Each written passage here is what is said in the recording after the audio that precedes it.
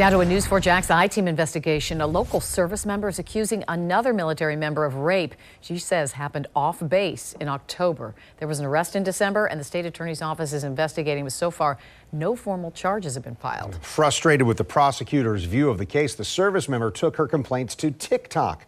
The viral video has received more than 1.4 million views in 5 days. My name is Staff Sergeant Casey Suchanek, and today marks 8 months since I've been raped. I've absolutely had it, and I am at my breaking point.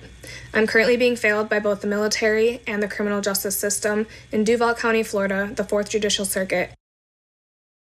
News 4 Jax I-Team investigator Ann Maxwell sat down with a service member this week and joins us now live. Ann? Kent, Suchanek said the state attorney's office was prepared to drop the case against the man she says violently raped and beat her if she didn't accept a plea agreement for him on a lesser charge. She says that's not acceptable. Meanwhile, the state attorney's office is saying they can't comment because this is an active case and investigation. And we do want to warn you, parts of this story are really hard to hear. Staff Sergeant Casey Suchanek has been with the military for 5 years. I'm actually a medical technician with the 125th Medical Group. She says the military sent her to Texas for 3 months of treatment earlier this year after she was diagnosed with post-traumatic stress disorder. She says the PTSD came not from combat, but from a sexual assault by a fellow service member at a Jacksonville home. I used to get flashbacks 20 times a day, maybe more. A Jacksonville Sheriff's Office arrest report shows she told police on October 16th that she had been raped on October 11th. It did start out consensual. Suchanek told police she and a friend were intoxicated when they arrived at the suspect's house that night.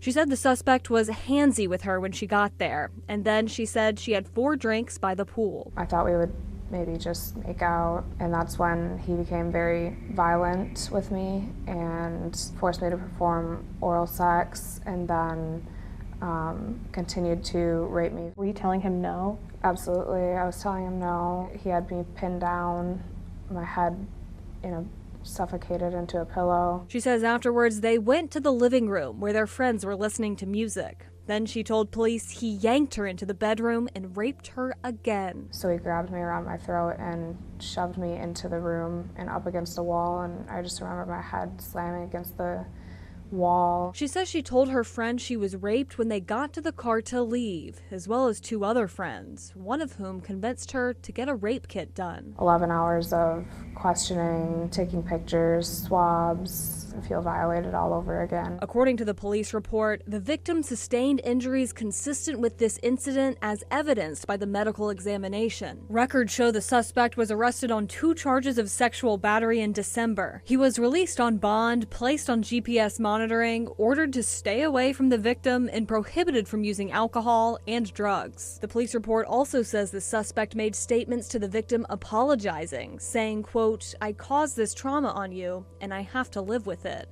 And I'm so sorry. I know alcohol was involved, and that's no excuse." Suchanek says these statements were made during a phone call and recorded by a detective. So far, the prosecutor's office has not asked for a grand jury to indict the suspect and has not filed a formal charging document with the court. The prosecutors wanted me to accept a plea for a simple battery charge against my rapist, and I told them that I didn't accept that. So they said, okay, we're going to drop the case. Have they said why they want you to take this plea deal? No, they just keep trying to tell me that that's the best I'm going to get. They think that the evidence I have is going to make it look like 2 consenting adults that took it too far. I mean, if you went to trial and you lost, would it still be worth it to you to go through that process? There's so many men and women that don't even get to stand at a trial and tell their story. Something needs to be changed. I'm on a warpath, and I will not stop. Her TikTok is already starting conversations with more than 13,000 comments. I wanted to put pressure on them to do better. Suchanek says she met with the director of the Special Victims Unit at the state attorney's office yesterday, and they told her they'd reevaluate the evidence. Suchanek says one reason she feels failed by the military is, as of now, there have been no military consequences for the suspect. She says that's because he's a member of the National Guard. And the military doesn't intervene with National Guard members while they're not on orders.